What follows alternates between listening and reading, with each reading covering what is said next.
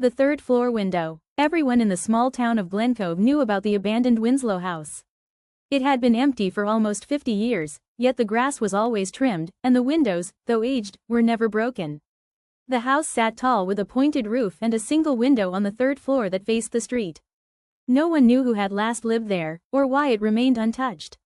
But kids growing up in Glen Cove had one rule: don't look into the third floor window at night. Of course, that made it irresistible to 17-year-old Mason and his two friends, Tyler and Jordan. It was the week before Halloween when they decided to test the legend.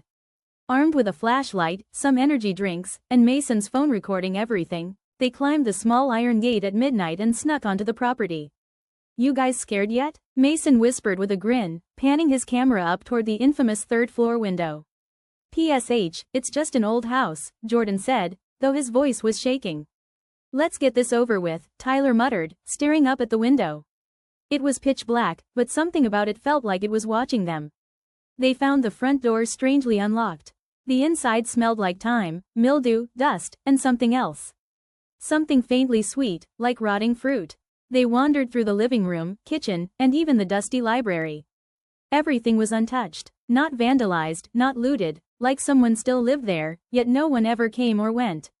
The flashlight flickered. "Don't play around, dude," Tyler said. "Not me," Mason replied. They reached the old staircase. The second floor creaked but held. The third floor, however, was different. The moment they stepped onto it, the air grew cold and heavy. At the end of the hallway was a closed door, the door to the room behind the third floor window. "We came this far," Mason whispered, raising the phone. He turned the knob. It wasn't locked. The room was almost empty. A small chair sat beneath the window. A cracked mirror hung on the wall. And the wallpaper was torn away in long, deep scratches. "Why would anyone just leave this like?" Jordan started. And then they saw it. A handprint. On the inside of the third floor window. It was fresh, but no one had touched the glass. Mason stepped forward to film it when the mirror cracked loudly behind him. They all jumped. The crack spread in a jagged line across the glass, but no one was near it. "We should go," Jordan said. "Wait," Mason said. "Look." Behind the chair was something scratched into the wall. It looked like words. Tyler moved closer, using the flashlight to read it. "I watch those WHO watch me." Just then, they heard a sound. Knock, knock, knock. 3 knocks. From inside the closet, Mason aimed the phone at it, his hands shaking. Tyler reached for the handle, but the door creaked open on its own. Inside, nothing. Just darkness. "Okay, I'm done," Jordan said, backing up. And that's when they heard it. From behind the third floor window. Breathing. Not theirs. Heavy, slow, ragged breathing, like someone exhaling right behind the glass. But they were in the room. No one else was. Mason swung the camera toward the window. And for a split second, they saw it. A face.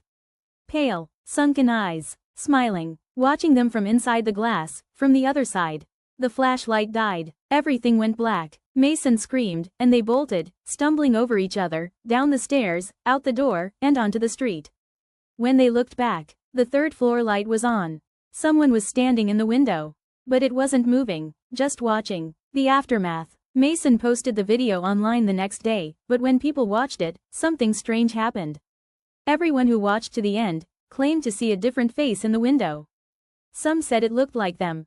Others swore they saw a reflection of their room behind the ghostly face, like it had come through the screen. And over the next few weeks, they all reported hearing knocking. 3 knocks. At 3 a.m. Always at 3 a.m.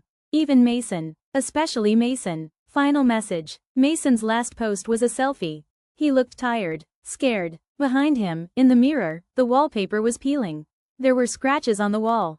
His caption? "If you see the face, don't look in any windows. Especially not your own." And he was never heard from again.